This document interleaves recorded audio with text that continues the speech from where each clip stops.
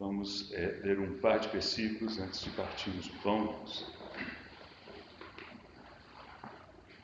Na primeira epístola de João, capítulo 2, começando do primeiro versículo, 1 João capítulo 2. Filhinhos meus, estas coisas vos escrevo para que não pequeis.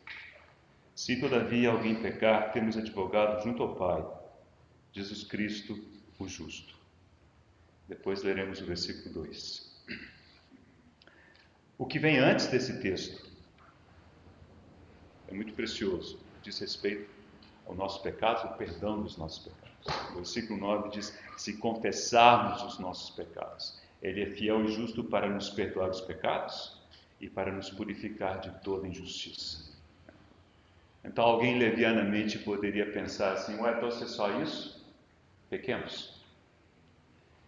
E o apóstolo diz: irmãos, filhinhos, essas coisas eu escrevo para que não pequeis. Isso tem que trazer temor ao nosso coração, para que não pequeis. Se, porém, alguém pecar, temos advogado. E aqui a palavra é paracletos, a mesma palavra aplicada ao Espírito Santo, que o tradutor colocou aqui como advogado. Mas a ideia de alguém que está junto para ajudar, para auxiliar. Né? Agora vamos aproveitar essa ideia do advogado. E vamos pensar no contexto que a gente conhece do advogado. O que o advogado faz? Ele defende, né, seu cliente, mesmo quando o seu cliente não merece defesa. E aí o advogado usa os meios, às vezes, duvidosos. Né? Mas e o Senhor? Ele é a verdade. Ele é fiel testemunho. O que ele vai dizer para o Pai, em termos de advogado? Não, né? Ele não é tão ruim assim. Nós acabamos de ler no texto anterior, ele diz o seguinte: se alguém diz que não pecou, não tem pecado, é mentiroso, ele se engana. Então é como se o Senhor, como advogado, ele ainda vai dizer o seguinte: Pai, ele tem pecado. Mas, aí onde que entra a ação do Senhor? Ele diz: mas esse pecado eu já paguei por ele. Essa é a defesa do Senhor por nós. É Ele mesmo. Né? É como nós acabamos de cantar: tudo está consumado. O preço está pago. A justiça diz: cada pecado precisa receber o seu castigo, seu salário, que é a morte. E o Senhor morreu por nós. Mas a justiça de Deus, a mesma que exige que todo pecado seja castigado, é a justiça de Deus que diz: só se paga pelo pecado uma vez, só se morre uma vez. E o Senhor morreu por nós. Por isso ele pode se apresentar diante do Pai. E o argumento dele não diz respeito a nós, irmãos. Ele, como advogado, ele não olha para nós e diz alguma coisa boa a nosso respeito, fica procurando alguma coisa, alguma virtude, né? Ao contrário, é como se ele dissesse para o Pai: o sacrifício está feito, tudo está consumado. Não há mais condenação sobre ele. Quem os condenará? É Deus quem os justifica. Então, irmãos, essa é a defesa que o Senhor faz de nós. Não com base em nós, mas com base naquilo que Ele fez e Ele realizou. Então, quando contemplamos esses elementos, lembramos disso. Né? É a hora de olharmos para o Senhor e a sua obra.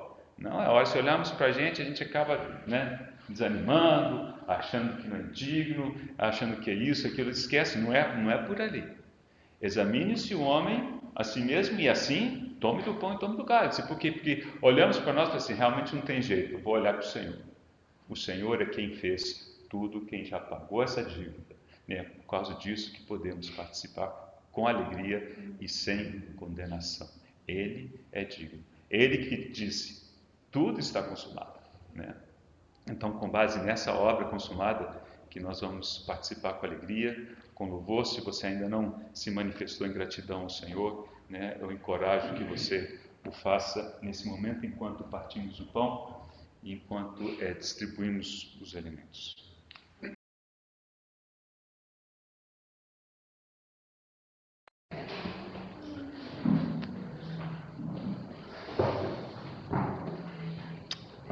Boa noite, irmãos. Boa noite. Essa noite nós vamos dar início a uma série de o estudo no Evangelho segundo São João. Esse estudo, essa maneira de estudar a Bíblia, a gente já tinha um costume já há algum tempo, e nós ficamos um tempo sem estudar, mas já estava no nosso coração. A irmã Rosana sugeriu que a gente estudasse o livro de João. Isso veio ao encontro do nosso coração também, de outros irmãos, e a ideia nossa é fazer um estudo de uma maneira coletiva. Nós temos visto aí um testemunho muito forte entre as irmãs. As irmãs já fazem algum tempo que estão estudando a harmonia dos evangelhos, e tem sido assim de muita ajuda para as irmãs que estão participando desse estudo.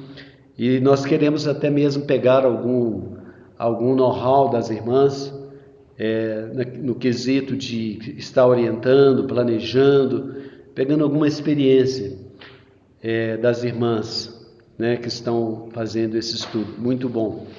E nossa ideia é que os irmãos possam participar desse estudo.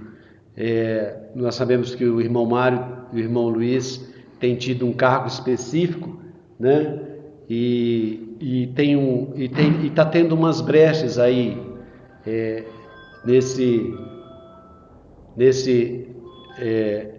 está tendo algumas brechas para a gente ter essa oportunidade de estar vendo juntos um livro da palavra. E foi muito oportuno o livro de João. Antes de começar, vamos fazer uma oração, entregando esse tempo, entregando esse objetivo nosso, essa meta nossa de estarmos estudando juntos, e que os irmãos possam também ganhar esse encargo. Senhor, nós te louvamos, nós te rendemos graças, porque o Senhor é bom, sua misericórdia dura para sempre.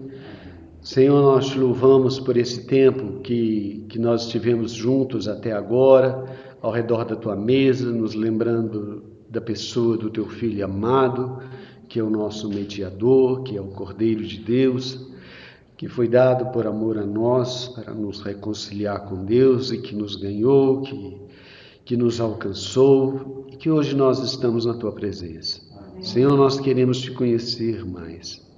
Senhor, através da tua palavra. O Senhor mesmo é a palavra. O Senhor é a palavra. O Senhor é a encarnação da palavra. Senhor, o seu verbo se encarnou. Senhor, nós podemos te experimentar como a palavra. Essa realidade, Senhor. Senhor, ganhar espírito dentro de nós. Senhor, nós te louvamos e te rendemos graças.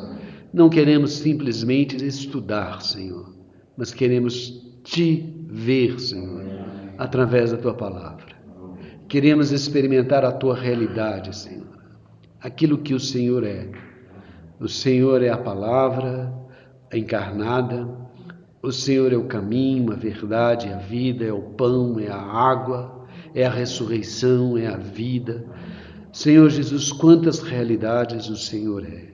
Senhor, que vem em encontro à nossa necessidade. Senhor, nós te louvamos e nós te rendemos graça. Nós nos entregamos a ti, Senhor, nesse objetivo.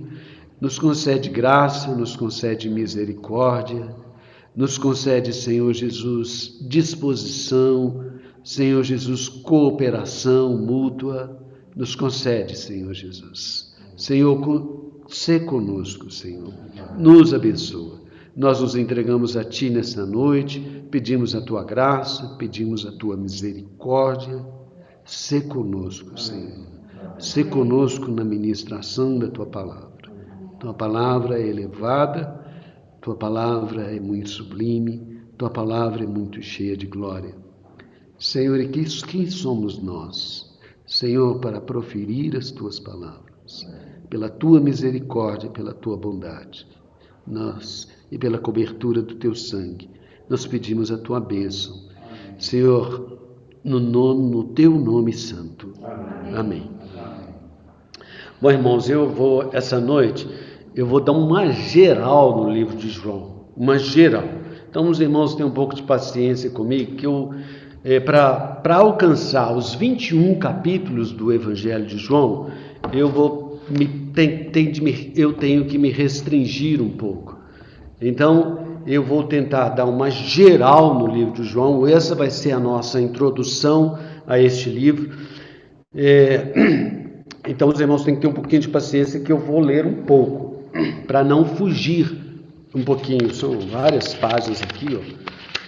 E se eu for compartilhar como se fosse uma mensagem normal, provavelmente não ia gastar tanto escrito, mas é um livro inteiro que nós vamos ler hoje. Eu vou ver todo o livro de João hoje. Então, o Evangelho segundo João é um dos primeiros relatos da vida de Jesus. É um dos primeiros. A sua data é um pouquinho, tem várias datas sugeridas. Inclusive, recentemente, na última conferência lá em São Lourenço, o nosso irmão compartilhou um pouco sobre João e nos falou que esse livro provavelmente tenha sido escrito na década de 60, se não me falha a memória. Mas tem várias datas previstas para esse livro. Mas foi um dos primeiros relatos da vida de Jesus. O autor é João, filho de Zebedeu. Existe outra possibilidade aí de um João presbítero, mas essa possibilidade já está descartada. Isso nós depois vamos ver com mais detalhes sobre a autoria do livro também. Esse João é o discípulo que Jesus amava, é um amigo íntimo de Jesus, aquele que reclinava no peito de Jesus, aquele que estava sempre presente com Jesus, aquele que Jesus confiou a sua mãe. Então esse era um amigo íntimo de Jesus, uma pessoa íntima de Jesus, aquela pessoa que Jesus amava. O nome de João não aparece em momento nenhum durante os 21 capítulos deste evangelho. Ele não aparece. Sempre quando faz uma referência a esse discípulo, é aquele discípulo a quem Jesus amava. E isso aparece em vários versículos, em João capítulo 21, versículo 24, 13, 23, 19, 34, 20, versículo 2. O livro incorpora, isso é interessante, irmãos, o livro incorpora o depoimento de testemunhas oculares. Nós vamos ver aqui, durante o decorrer desse livro, que o livro de João, ele fala de depoimentos de testemunhas oculares. Logo no início do Evangelho de João, nós vamos ver uma série, pelo menos umas 4 ou 5 pessoas que vão dar um testemunho. Então, são testemunhos de pessoas que viveram com o Senhor Jesus. São testemunhas oculares. O propósito do livro é o que está lá no capítulo 20, vamos abrir, capítulo 20 do Evangelho de João, versículo 31. Capítulo 20, versículo 31.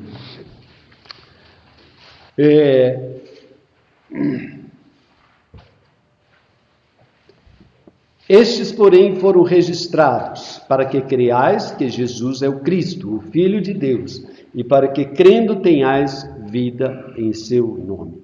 O objetivo desse livro é para que nós creiamos que Jesus é o Cristo.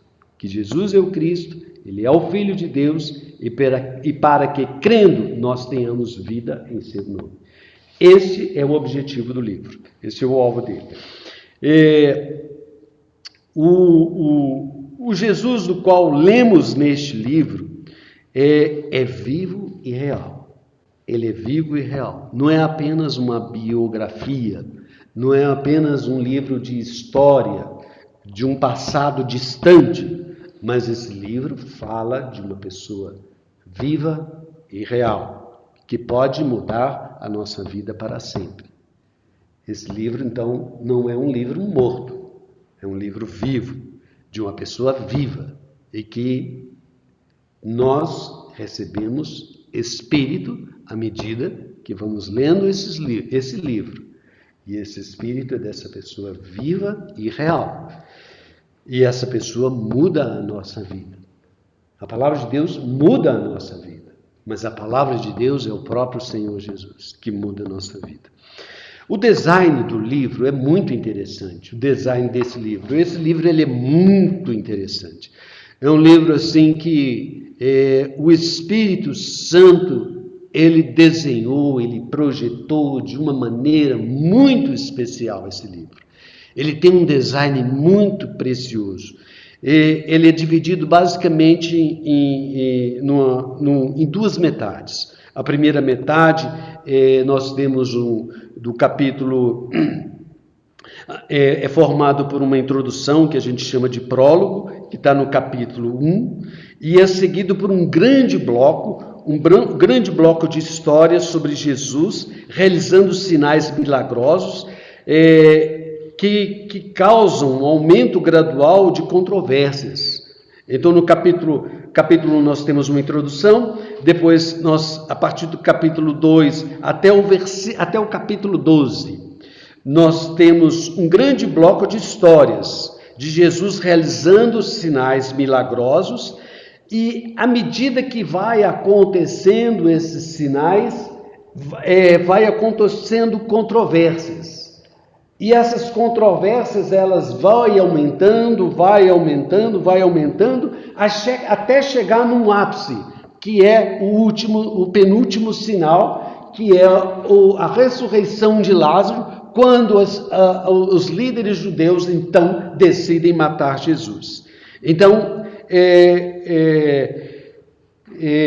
e a segunda metade desse livro é composta do capítulo 13 até o capítulo 21. Do capítulo 13 até o capítulo 17, esses capítulos se concentram em apenas uma noite. E elas são as últimas palavras de Jesus. Então, do capítulo 13 até o capítulo 17, nós temos uma noite apenas. E ali está registrada as últimas palavras de Jesus com os seus discípulos. E o capítulo 18 a 20, nós temos então a prisão, o julgamento, a morte e a ressurreição do nosso Senhor. E o capítulo 21 conclui com um epílogo maravilhoso. Maravilhoso.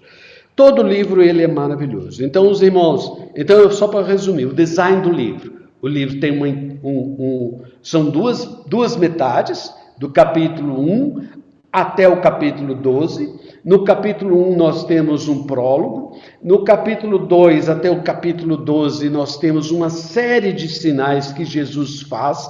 Esses sinais eles vão acontecendo e à medida que eles acontecem, vai acontecendo várias controvérsias e essas controvérsias elas vão culminar lá no capítulo 11 com a morte, com a ressurreição de Lázaro e com a decisão dos líderes judeus de crucificarem Jesus.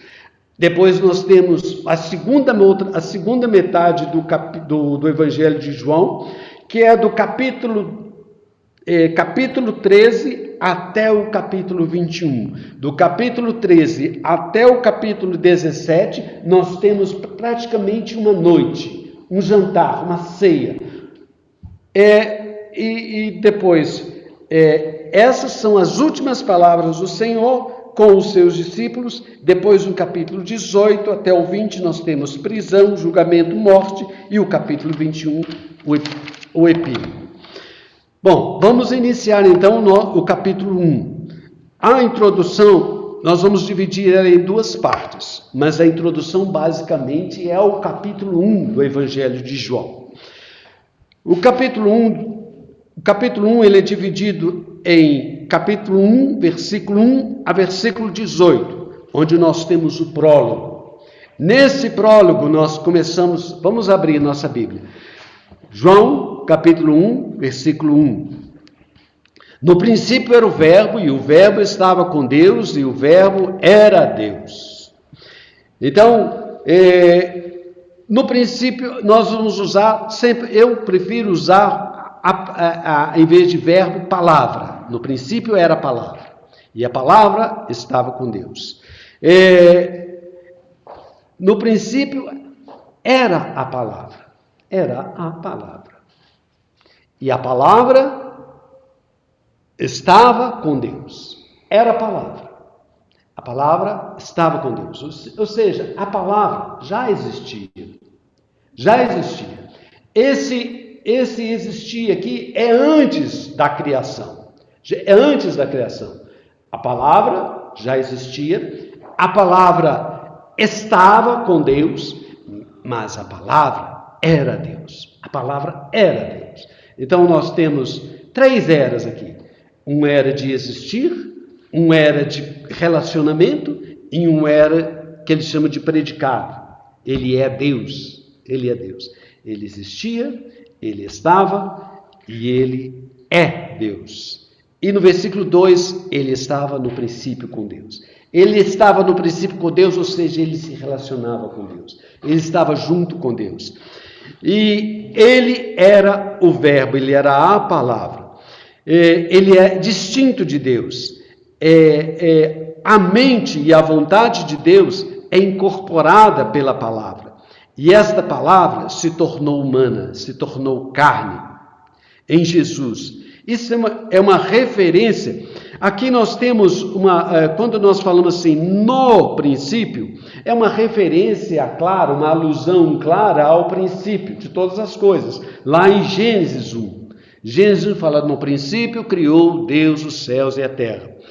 Esse é o princípio da velha criação. Aqui no Evangelho de João, esse princípio é o princípio da nova criação.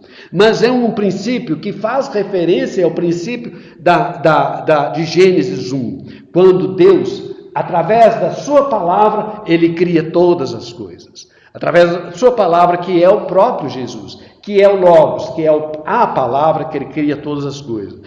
Então, nós temos uma alusão a Gênesis 1, na criação de Deus,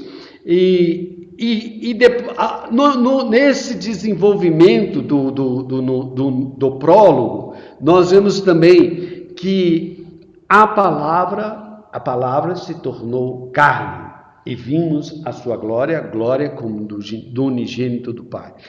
Então, no versículo 14 de João 1, nós vemos também uma referência, uma alusão ao livro de Êxodo. Quando foi levantado ali o tabernáculo, a glória de Deus apareceu. Então aqui, o nosso Senhor Jesus, ele também ele tabernaculou, ele se fez carne, e a sua glória foi manifestada. Então nós vemos Gênesis 1 e também ali nós vemos a glória ali em Êxodo também sendo referenciada ali em João 1,14. Esse nosso Senhor Jesus, que é a palavra de Deus encarnada, ele veio e mostrou a sua glória, e nós vimos a sua glória como do unigênito do Pai. Esse Deus que João está falando no capítulo 1 é o Deus dos Hebreus.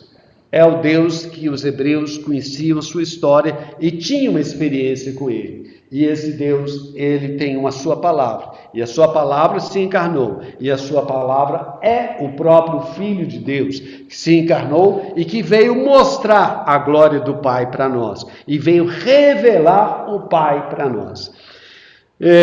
Então, do versículo 1 até o versículo 18, então nós temos esse prólogo maravilhoso. Eu não vou ler todos os versículos, mas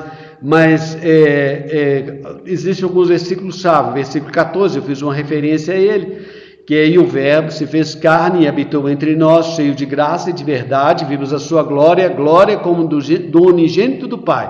Aqui os estudiosos dizem que isso é uma referência ao tabernáculo, a glória que apareceu depois que o tabernáculo foi edificado, ali em Êxodo 40, e a glória apareceu ali. E no versículo 18, no final desse prólogo, diz assim: ninguém jamais viu a Deus. O Deus unigênito que está no seio do Pai é quem o revelou. Então nós temos a revelação desse Deus Criador do Velho Testamento. O Deus Criador agora, ele se torna homem, ele se torna carne, e ele se manifesta, se tornando, fazendo Deus conhecido. Aleluia.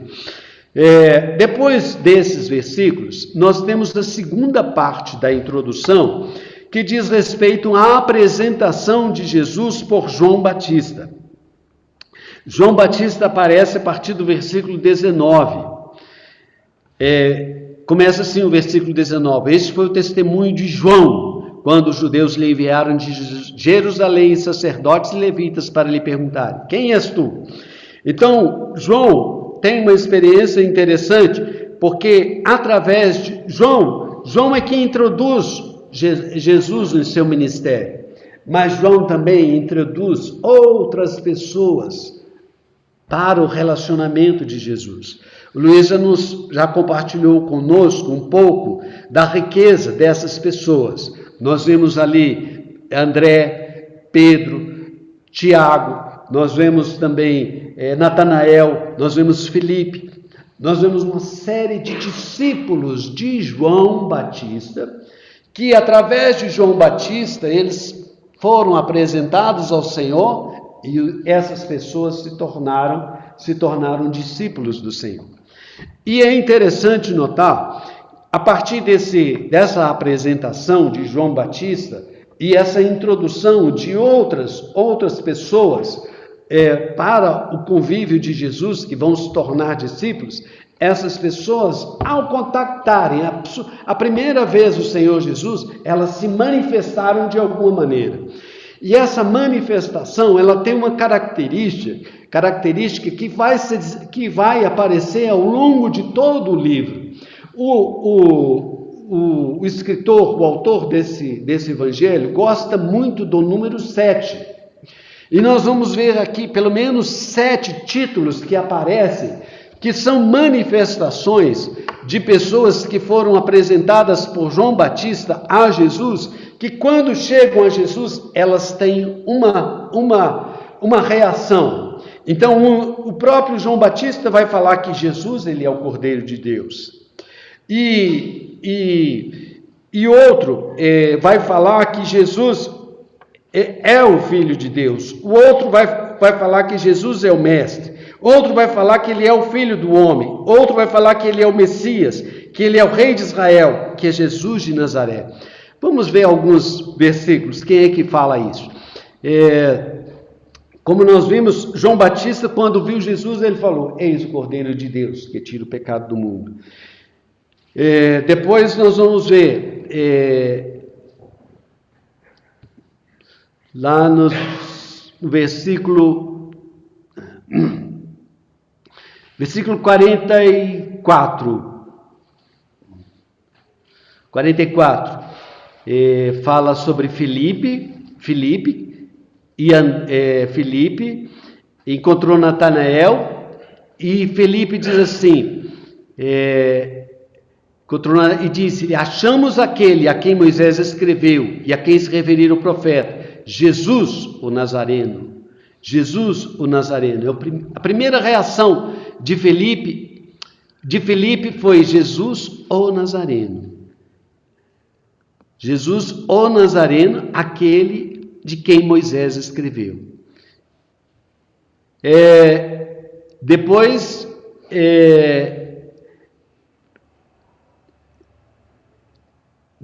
Natanael diz assim: tu és mestre, tu és o Filho de Deus, tu és o Rei de Israel.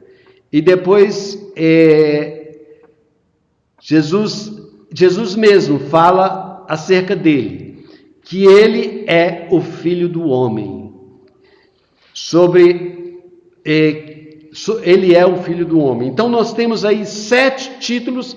Nesse primeiro capítulo nós vemos 7 títulos acerca de Jesus.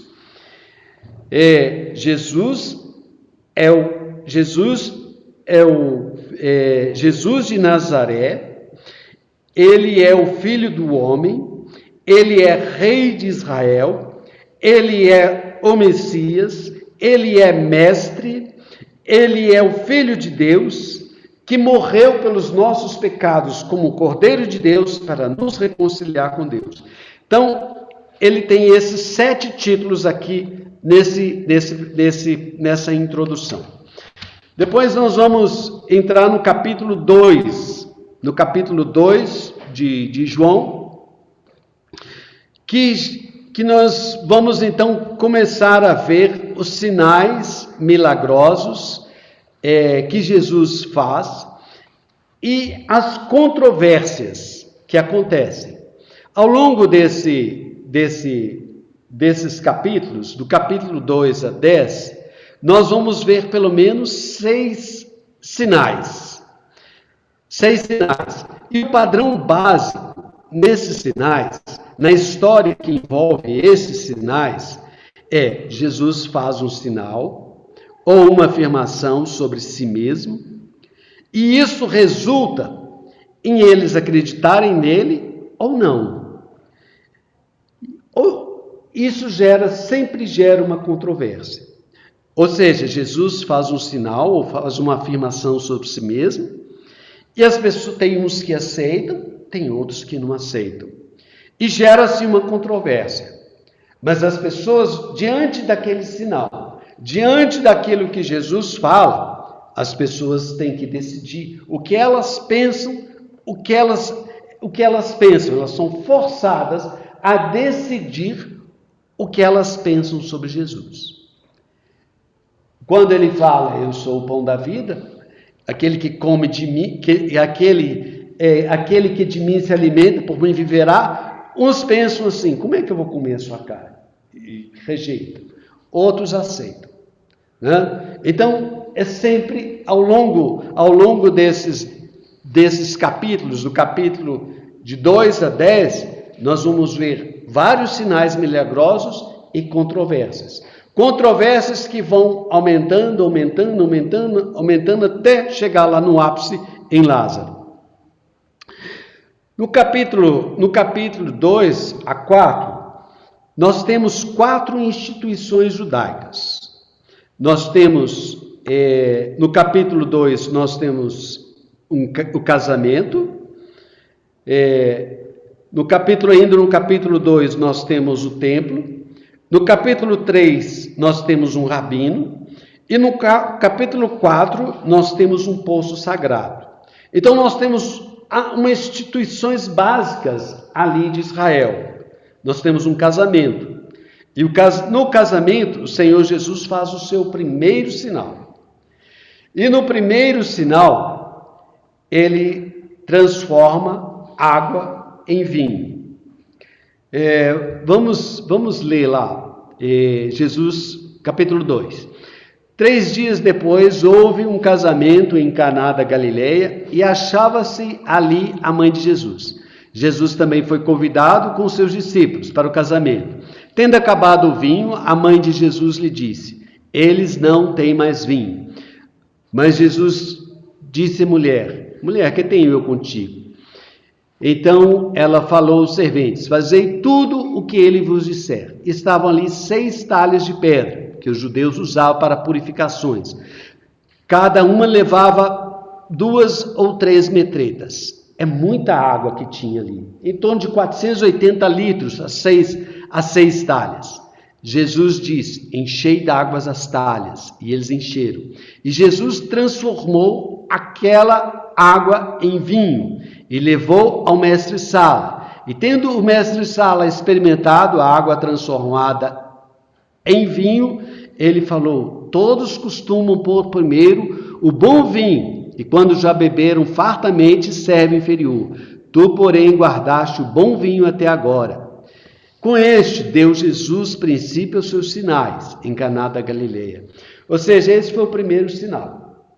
E esse primeiro sinal nos revela que Jesus, ele é a realidade dessa instituição. Ele é o vinho, ele é a alegria, ele é a nossa alegria, ele é o nosso vinho.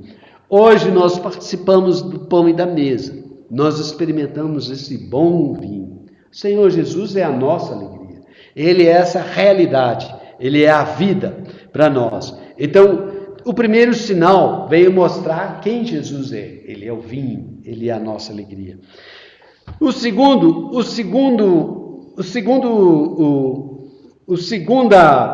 A segunda história nesse capítulo 2 acontece ali no templo. Jesus estava no templo e ele percebeu que ali havia muitas pessoas, os cambistas, que vendiam e compravam, trocavam dinheiro, trocavam mercadoria e fazia serviço de cambista. Então Jesus expulsou aqueles cambistas. E eles perguntaram: com que autoridade você faz isso? E Jesus falou: destruí esse templo e em 3 dias eu reedificarei. O que Jesus estava querendo mostrar é o seguinte, que aquele templo era apenas um templo, mas ele era a realidade do templo. No templo, as pessoas, era a maneira do Velho Testamento das pessoas adorarem a Deus, sacrificarem a Deus, oferecerem sacrifícios por seus pecados e de alguma maneira eles terem alguma relação com Deus. Mas nesse evento, Jesus mostra que ele é a realidade do templo. Ele é o lugar onde as pessoas vão se encontrar com Deus. É o lugar onde acontece o sacrifício e as pessoas são reconciliadas com Deus. Então, ele é o verdadeiro templo. Jesus é a realidade do templo, ele é a realidade das ofertas e nele os homens se encontram com Deus. Na terceira história, aqui nessa primeira parte aqui do capítulo 2 ao capítulo 4, Jesus se encontra com o rabino Nicodemos de noite. Ele passa uma noite inteira com Nicodemos. E Nicodemos acha que Jesus é um mestre como ele. Mas Jesus diz que para ele ter a realidade do reino dos céus, é necessário ele nascer de novo.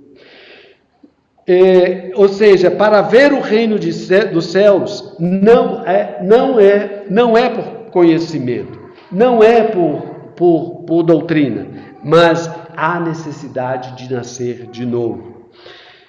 E nós entramos depois no capítulo 4, que é o poço sagrado. Aquele poço é em Samaria, um poço que Jacó deu para o seu filho José, e aquele poço, uma mulher samaritana estava ali, pegando água. E Jesus, passando por aquela cidade, Sicá, ele encontra com aquela mulher. E se apresenta como a realidade da água. Ele é a água da vida, cuja água da vida vai sair do seu interior e vai formar rios de água viva. Então, ele é a realidade daquele poço sagrado. Então, nós temos 4 instituições sagradas: o casamento, o templo, o ensino e um poço sagrado. E Jesus é a realidade do casamento, Jesus é a realidade do templo, Jesus é a realidade do ensino, ou seja, é um novo nascimento, é a realidade do reino de Deus que está chegando, e Jesus é a realidade daquele poço sagrado que tinha água, mas não podia matar a sede. A sede quem pode matar é o nosso Senhor. Então Jesus ele é a realidade dessas quatro instituições judaicas. Depois disso, João cria outra coleção de histórias que ocorreram durante 4 dias de banquete sagrado. E novamente Jesus usa imagens relacionadas ao banquete para fazer as afirmações sobre si mesmo. Então, a partir do capítulo 5,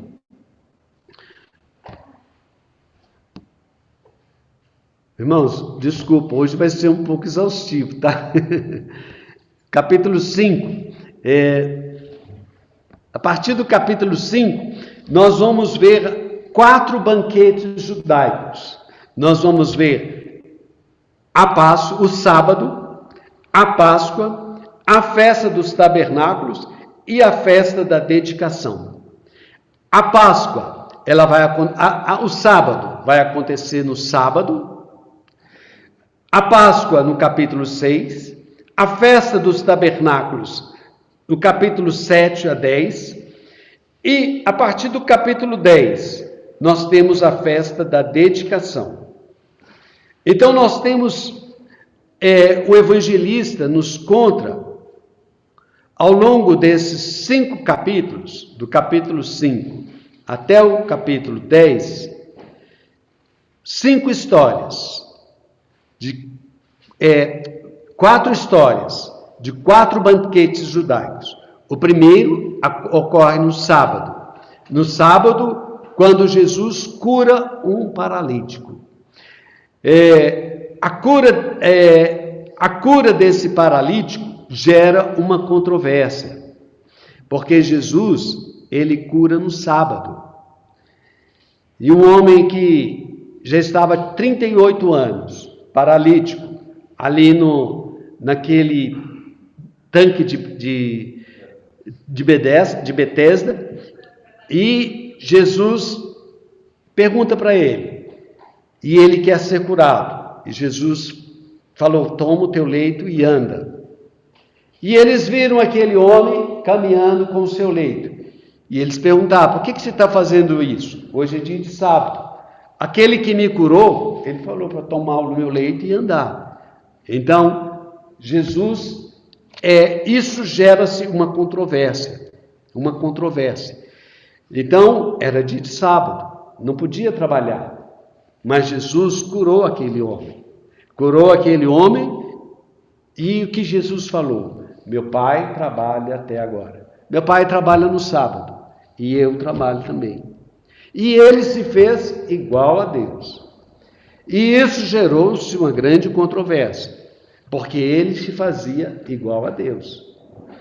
Então, e por causa disso, eles decidem matá-lo.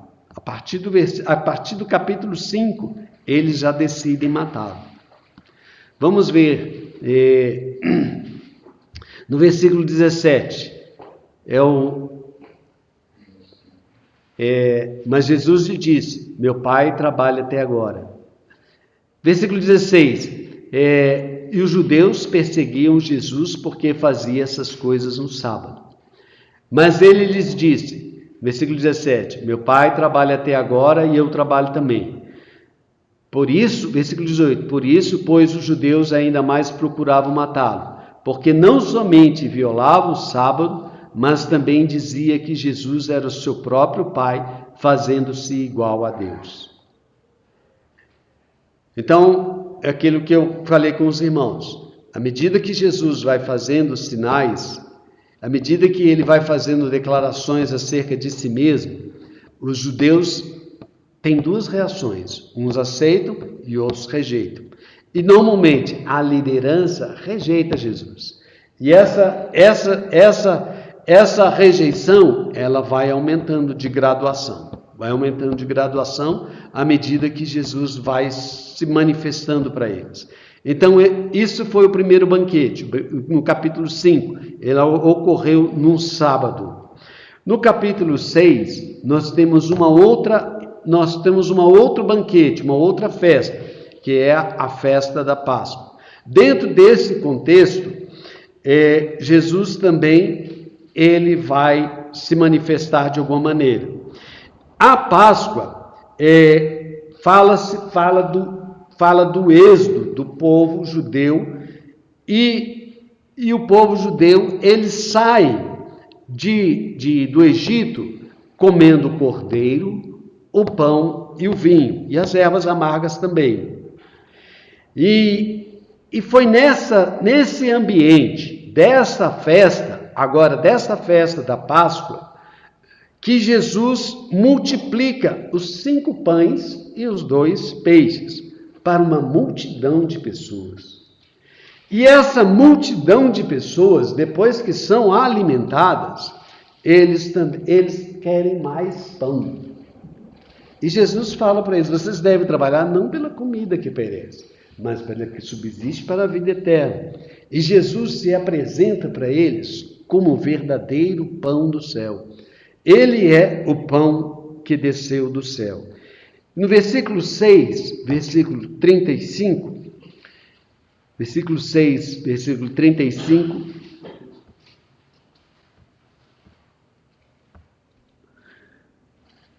declarou, pois, Jesus: eu sou o pão da vida. Eu sou o pão da vida. Eu gostaria que os irmãos prestassem atenção nessa palavrinha, eu sou, que no grego é ego eimi,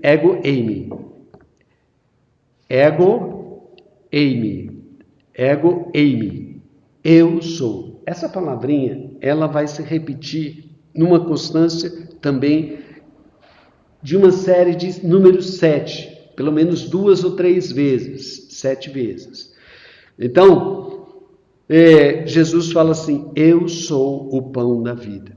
Isso ofende os judeus, porque Jesus se apresenta como comida, para eles comerem. E eles percebem que Jesus é apenas um nome. Isso ofende alguns aceitam, uns creem e outros não creem. E tem uma experiência interessante que Jesus vira para os seus discípulos, eles ficam escandalizados com essa palavra, e Jesus vira para os seus discípulos: quereis vós também retirar-vos? Então Pedro fala assim: Senhor, para quem iremos nós? Só tu tens palavras de vida eterna. Então, mas muitos deixam Jesus. No capítulo 5, nós vemos que gerou uma controvérsia, alguns seguem e outros deixam. E outros querem matá-lo. No capítulo 6, já nessa atmosfera da Páscoa, ele se apresenta como pão, muitos aceitam, muitos se escandalizam e outros querem matá-lo. Ou seja, vai gerando controvérsia. Né? Existe um padrão. Jesus se apresenta de alguma maneira, né? E as pessoas aceitam, outras não aceitam, e isso vai tendo uma sequência, vai ter um ápice lá na frente. Depois da festa da Páscoa, nós temos uma outra situação, que é do capítulo 7 ao capítulo 10, que é a festa dos tabernáculos. Então, primeiro nós temos o sábado, depois nós temos a Páscoa, depois nós temos a festa dos tabernáculos. Ou seja, o autor do livro de João, ele usa estas festas para nos falar acerca relatar a vida do nosso Senhor e nos mostrar quem é o nosso Senhor. Então, a festa dos tabernáculos, a partir do capítulo 7,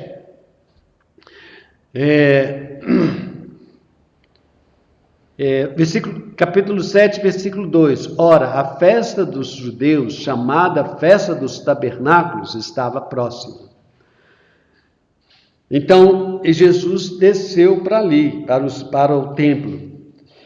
E a festa dos tabernáculos, ela reconta as peregrinações do povo judeu no deserto. Quando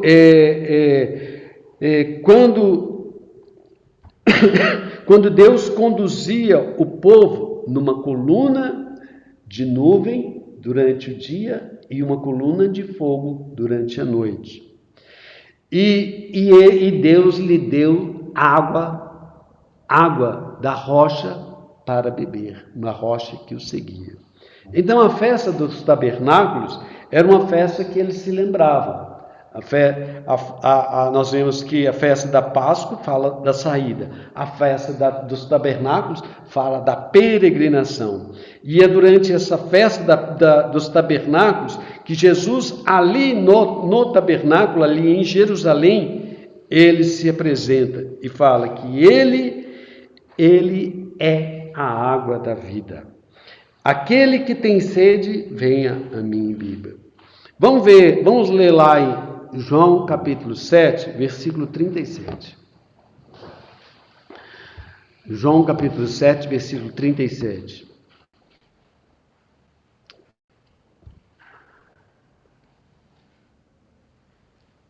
Jesus estava ali no templo. E estava nessa festa. E ele se levantou e gritou, e exclamou: aquele que tem sede, venha a mim e beba. No meio daquele povo todo. Aquele que tem sede, venha a mim e beba. Quem crê em mim, como diz a Escritura, do seu interior fluirão rios de água viva. Ele disse isso com respeito ao Espírito que haviam de receber, os que nele crescem, pois o Espírito até o momento não fora dado, porque Jesus não havia sido glorificado.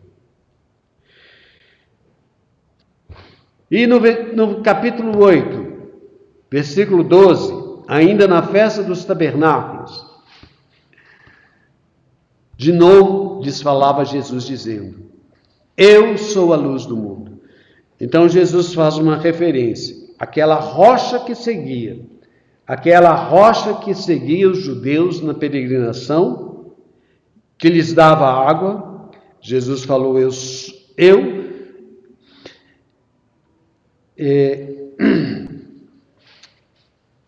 sou.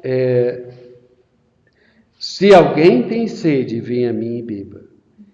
E ele faz uma referência àquela coluna de fogo que conduzia o povo. Eu sou a luz do mundo. Então, é dentro desse contexto da festa dos tabernáculos que Jesus se apresenta como realidade para ele. Eu sou a luz do mundo e quem tem sede, venha a mim e beba. Isso gerou outra controvérsia. Alguns seguem Jesus e outros se ofendem com essas afirmações.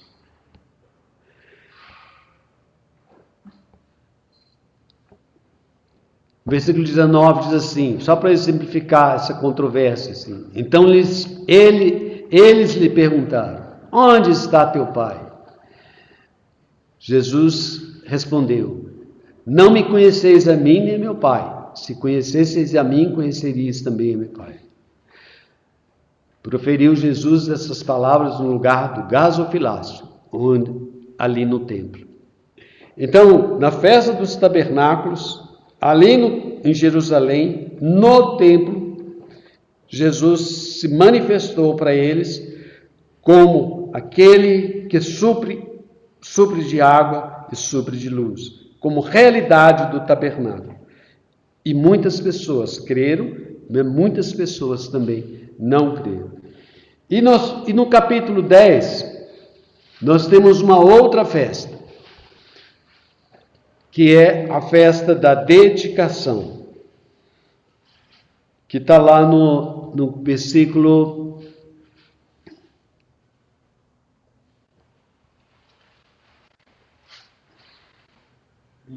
22. Obrigado, André. Versículo 22.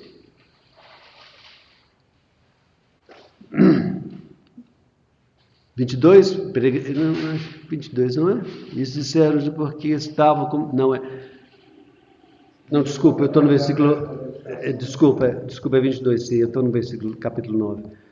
Versículo 22. Celebrava-se em Jerusalém a festa da dedicação. Então nós vemos, olha só os ambientes que vão acontecendo as coisas de acordo com o relato de João. Nós temos um relato das festas no sábado, da Páscoa, no sábado, o paralítico. Jesus trabalha, porque o Pai trabalha, e ele se faz igual a Deus. Gera-se uma controvérsia, uns aceitam, outros não. Depois da Páscoa, Jesus é a realidade da Páscoa, ele é o pão vivo que desceu do céu, ele é aquela carne, quem de mim se alimenta, por mim viverá, ou seja, é a realidade do Cordeiro. Muitos se escandalizam. Depois nós temos o tabernáculo, que Jesus é a realidade da rocha e da coluna de fogo, da rocha que supria a água e da coluna de fogo que dava luz. Jesus é a água que mata a sede, e Jesus é a luz do mundo. E agora nós temos a festa da dedicação. Então nós temos esses 4 eventos. João usa esses 4 eventos, essas 4 atmosferas, para mostrar o relacionamento de Jesus, a realidade de Jesus desses eventos e a manifestação das pessoas em relação a Jesus. E Jesus, nessa festa, a festa da dedicação era uma festa que teve início lá através de Judas Macabeus. Judas Macabeus, aconteceu isso no período interbíblico, e em que o império, depois do Império Grego, antes do Império Romano, a Grécia, mas foi depois dos quatro imperadores, né? Um dos imperadores que estavam oprimindo o povo, e houve uma guerra entre os macabeus e os gregos, né? Os Ptolomeus, né? E o Judas Macabeus, ele conseguiu expulsar os gregos do templo de Jerusalém e purificar o templo, porque eles estavam adorando no templo com até porcos, estavam sacrificando porcos no templo na época de Judas Macabeus. E Judas Macabeus, então, ele se revolta com seus homens, com os outros judeus, e consegue expulsar aqueles gregos, e consegue purificar e dedicar o templo novamente ao serviço sagrado. Então, há uma festa que lembra esse evento, essa conquista, essa purificação, que é a festa da dedicação.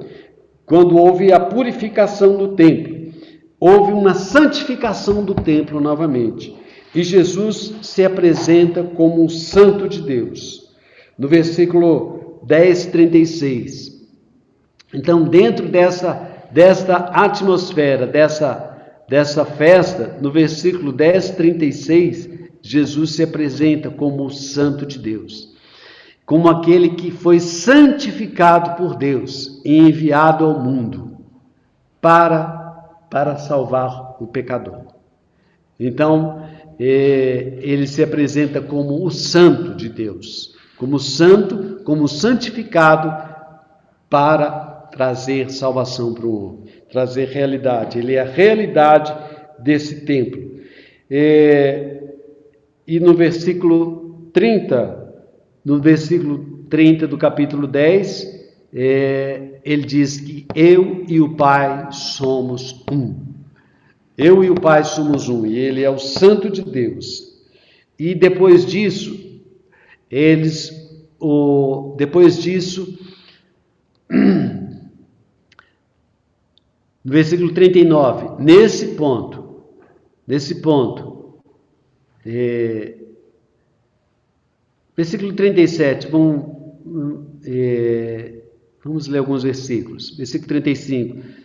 Se ele chamou Deus aqueles a quem foi dirigida a palavra de Deus, a Escritura não pode falar. Então, daquele a quem o Pai santificou, que é Jesus, e o enviou ao mundo, dizeis, tu blasfemas, porque declarei, sou filho de Deus?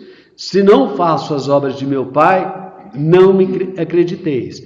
Mas se faço e não me credes, crede nas obras, para que possais saber e compreender que o Pai está em mim e eu estou no Pai.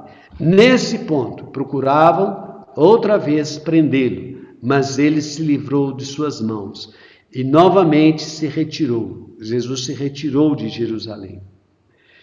Então nós vemos aí, do capítulo 5 até o versículo 10, até o capítulo 10, 4 banquetes. E nesses 4 banquetes, o sábado, a Páscoa, o tabernáculo e a dedicação, e a festa da dedicação. É nessa atmosfera que Jesus se apresenta. Ele se apresenta como aquele que é o pão da vida, como aquele que é a água da vida, como aquele que é a luz do mundo, como aquele que é o santo de Deus. E ele é aceitado por uns, é rejeitado por outros, e de uma maneira geral, a gente vê, e de uma maneira assim, sistemática, nós vemos uma controvérsia. Então, o autor desse livro mostra essa relação difícil com a liderança dos judeus, com a liderança ali, principalmente de Jerusalém, que não aceitava Jesus e que procurava, de alguma maneira, matá-lo. Então, isso culminou, todos esses conflitos, né, foram muitos conflitos, todos foram conflitos.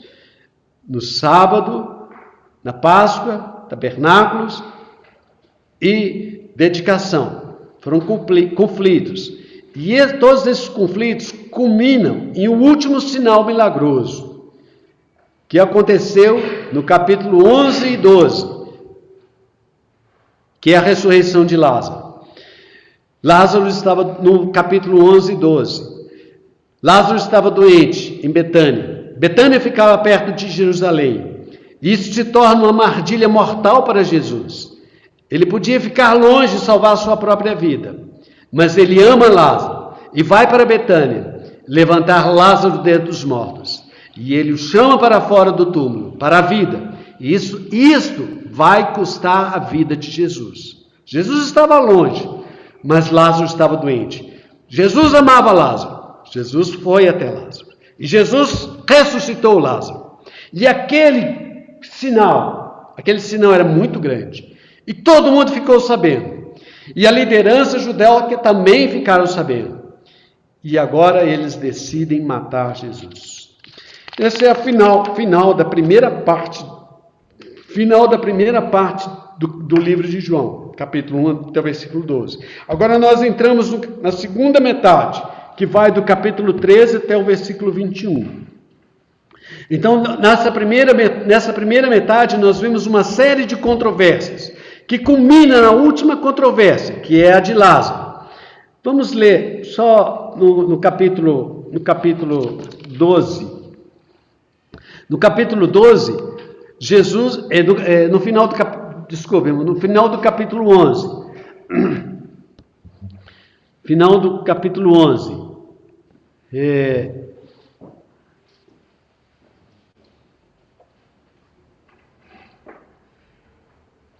Versículo 51.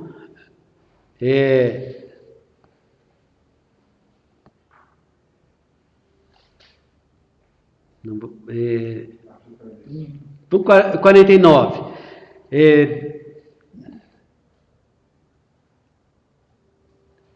Versículo 47, desculpa. Então os principais sacerdotes e os fariseus convocaram o sinédrio e disseram: que estamos fazendo, uma vez que este homem opera muitos sinais?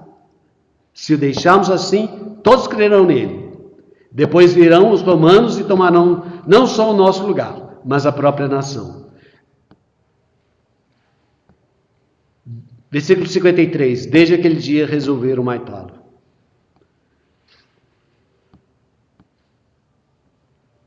Então, aí a segunda metade do capítulo 13 até o capítulo 21, nós temos do capítulo 13 até o capítulo 17, é a última noite. Do capítulo 13 até o capítulo 17, é uma noite só. Começa ali, no capítulo 13, Jesus lavando os pés dos discípulos, Jesus dando o grande mandamento, o grande mandamento do Senhor Jesus, que é amarmos uns aos outros, assim como Ele nos amou. Este é o grande mandamento, no capítulo 13. Capítulo 14, Jesus começa a preparar os seus discípulos para a sua morte, dizendo que Ele está indo. É um discurso longo, e esse discurso, do capítulo 14 até o capítulo 17, onde é concluído com uma oração. Jesus está indo embora, mas Ele vai enviar o seu Espírito. E Ele promete que vai preparar lugar para nós. Ele se apresenta como uma videira verdadeira. Ele nos promete o Espírito Santo, que nos dará poder para cumprirmos a sua missão de testemunhar a verdade. E Jesus prevê oposição aos seus discípulos e fala que os homens do mundo vai odiá-los, mas que eles não deveriam temer, porque eu venci o mundo. João 16:33. João 16:33. Estas coisas vos digo para que tenhais paz em mim. No mundo passais por aflições, mas tende bom ânimo, eu venci o mundo. Então, no capítulo 18, fala então da prisão, da condenação, do julgamento, condenação, morte e ressurreição de Jesus. No capítulo 18 fala da prisão de Jesus. Os líderes judeus mandam os soldados a irem atrás para prender Jesus. E quando vamos ler esses versículos, capítulo 18.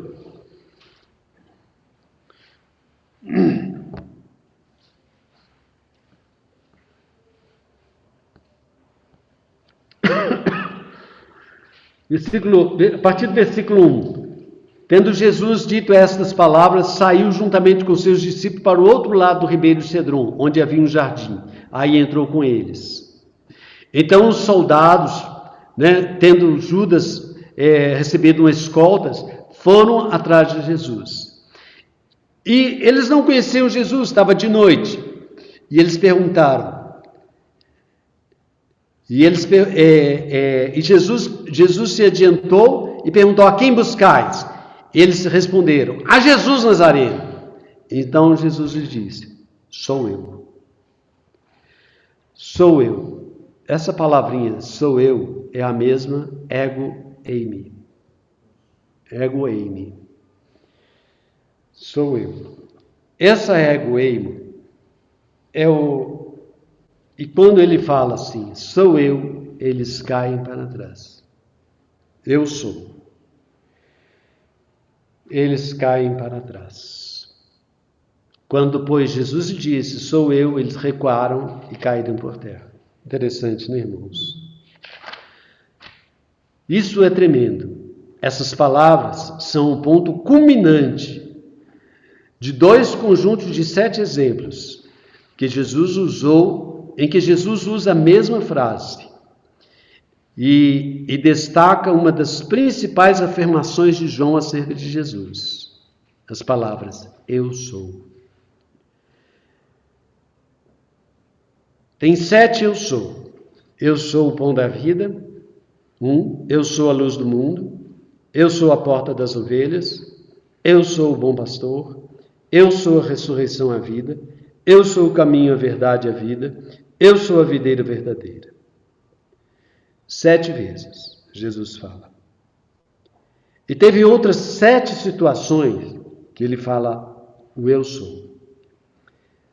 Eu sou lá em 4:26, repete lá em 6:20, 8:24, 8:28, 8:58, 13:19 e 18:5. Eu sou. Repete, por favor.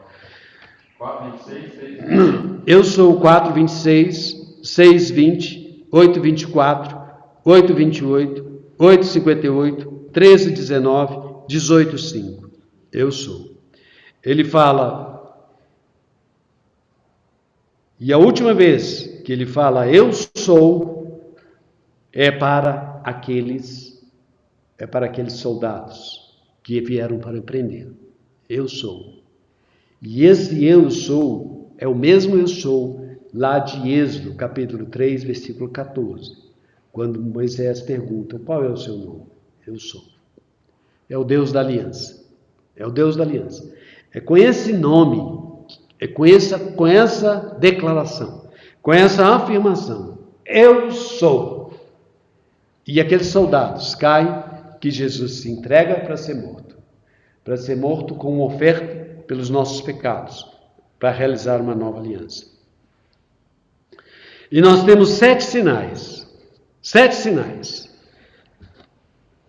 Primeiro sinal, transformação de água em vinho. Segundo sinal, filho do oficial do rei, que ele cura. Terceiro sinal, paralítico, que é curado no sábado. Quarto sinal, a multiplicação dos pães. Quinto sinal, a cura de um cego no capítulo 9. Sexto sinal, a ressurreição de Lázaro. E o sétimo sinal é a própria ressurreição do nosso Senhor. No relato da prisão acontece o clímax de todas as histórias, o clímax de todas as histórias. E é irônica, pois nele Jesus revela o seu nome divino. Nesse episódio, Jesus revela o seu nome divino, no momento em que se entrega para ser crucificado. Deus revela o seu nome divino. Eu sou. E no capítulo 18, no capítulo 19, nós vamos ver o julgamento diante dos líderes judeus e romanos. E ele vai ser crucificado. Crucificado pelos nossos pecados. E no capítulo 20 nós temos a ressurreição. Seu corpo é colocado num túmulo, é selado esse túmulo, e no primeiro dia da semana, Maria e outros discípulos veio que o túmulo está vazio. E Jesus fala com Maria Madalena. Maria. E Maria responde, Rabone. E ele fala, no capítulo 20, versículo 16 e 17.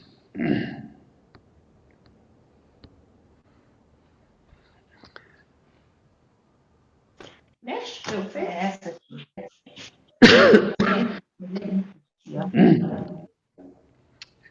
Perguntou-lhe Jesus, mulher, por que choras? A quem procurais? Ela, supondo ser o jardineiro, respondeu, Senhor, se tu o tiraste, dize-me onde o puseste e eu o levarei. Disse-lhe Jesus, Maria. Ela, voltando-se, lhe disse, em hebraico, Rabone, que quer dizer mestre. Respondeu-lhe Jesus, não me detenhas, porque ainda não subi para meu Pai, mas vai ter com meus irmãos. E diz-lhes, subo para meu Pai e vosso Pai, para meu Deus e vosso Deus. Então, o sétimo sinal é a ressurreição do Senhor. E no versículo 21 e 22, o Senhor Jesus cumpre a promessa de enviar o seu Espírito. E ele sopra sobre os discípulos e fala assim, recebei o Espírito Santo. E os envia. E no capítulo 21, que é o epílogo. Esse epílogo acontece uma coisa maravilhosa. Depois disso, versículo 1, versículo 20, Jesus tornou-se a manifestar aos discípulos junto ao mar de Tiberíades. Foi assim que se manifestou. Estavam juntos Simão Pedro, Tomé, Dídimo, Natanael. Versículo 4, ao clarear da madrugada estava Jesus na praia. Todavia os discípulos não reconheceram que era ele. E Jesus perguntou: filhos, tendes alguma coisa para comer? Então eles falaram: não. Então Jesus lhes disse: lançai a rede direita do barco e achareis. E assim fizeram, e já não podiam puxar a rede, tão grande era a quantidade de peixes. Irmãos, o epílogo fala da missão contínua dos seguidores de Jesus. Joga a rede do outro lado e pesca uma grande quantidade de peixes, 153 peixes. Isso é Jesus mostrando para eles a sua missão. Esses 153 peixes nos representam. É a grande colheita. Nós somos a grande colheita desse ministério do nosso Senhor. O epílogo mostra a missão de Pedro, mostra a missão de João, de dar testemunho. E esses 153 peixes são o fruto da missão contínua dos seguidores de Jesus. Esse evangelho chegou até nós. E nós somos essa grande quantidade de peixes, fruto da vida do nosso Senhor Jesus. Depois da fala com Pedro, e os últimos momentos dessa história se concentram no autor deste evangelho. Nos últimos versículos. Depois Jesus fala com Pedro e depois nos últimos versículos concentra no testemunho. Versículo 24. Este é o discípulo que dá testemunho a respeito destas coisas e que as escreveu. E sabemos que o seu testemunho é verdadeiro. Este homem, João, viveu para testemunhar sobre Jesus. E esse testemunho chegou até nós, através deste Evangelho. Então nós damos graças ao Senhor por esse Evangelho. Esse Evangelho que nós vamos estudar daqui para frente, ao longo do tempo. Nós gostaríamos de ter a cooperação dos irmãos. Eu só dei assim, um resumo geral, procurei dar uma abrangência geral. Eu achei assim de uma riqueza muito grande. Como é que ele termina de uma maneira gloriosa? Esses 153 somos nós. Então a nossa expectativa é agora, nos próximos sábados, nos próximos domingos, nas próximas reuniões, quando nós tivermos oportunidade, nós vamos então estar orientando os irmãos com relação aos capítulos que nós vamos estudar. Nós vamos começar o capítulo 1 falando do prólogo, que é o capítulo 1, versículo 1 até o versículo 18. Nossa próxima reunião que nós vamos ter, eu vou passar para os irmãos essa sequência para a gente poder estar juntos. Então nós temos várias referências bibliográficas preciosíssimas que eu vou passar para os irmãos. Nós temos livros aí do irmão F.F. Bruce, do Campbell Morgan, e do um outro irmão que foi passado para nós. Eu já estou com ele aqui.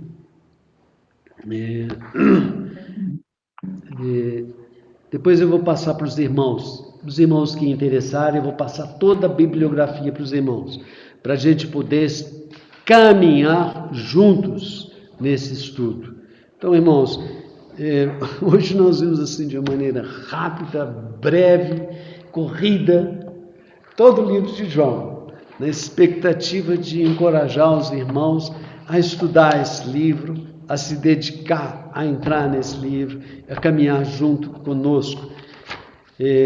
Então, que o Senhor nos abençoe, que o Senhor nos conduza e que a gente seja abençoado nesse caminho nosso.